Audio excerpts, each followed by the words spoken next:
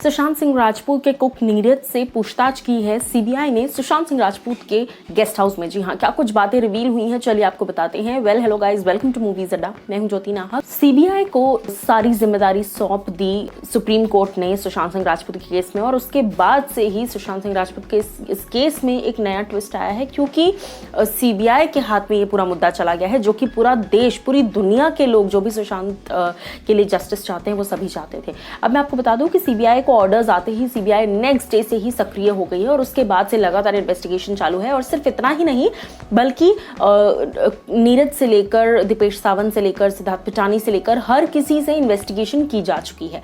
अब मैं आपको बता दूं कि हाल ही में नीरज से पूछताछ की गई। सुशांत सिंह राजपूत के सांता क्रूज में गेस्ट हाउस है, वहां पर नीरज को लेकर जाया गया और वहां पर सुशांत सिंह राजपूत के इस पूरे केस से रिगार्डिंग सवाल जवाब किए गए नीरज से। अब मैं आपको बता दूं कि नीरज ने जितने भी मीडिया चैनल्स को इंटरव्यू दिया था, वहां पर नीरज ने इस तरह की बातें कही थी कि सर ने जिस दिन 14 तारीख को ये सब हुआ, उस दिन सुबह सर ने सिर्फ पानी पिया था। फिर कुछ जो दूसरे कुक है उन्होंने कहा कि सर ने जूस पिया था, पोमोग्रेनेट जूस। फिर किसी ने ये कहा कि नारियल पानी और जूस पिया था। इस तरह की डिफरेंट थ्योरीज आ रही हैं सामने। सिद्धार्थ पिटानी ने ये कहा था कि इन्होंने एक गिलास जूस पिया था 10 बजे। सो नीरज ने ये बात कही कि उन्होंने सिर्फ एक गिलास पानी पिया था, और रिया चक्रवर्ती 12 जून को घर छोड़कर गई हैं। ये बात उन्होंने अपने बयान में कही है। अब मैं आपको बता दूं, कहीं ना कहीं बहुत सारे क्वेश्चंस रेज हो गए हैं अब वापस से, क्योंकि अब तक ये बात कही जा रही थी कि रिया चक्रवर्ती घर छोड़कर गई हैं 8 जून को।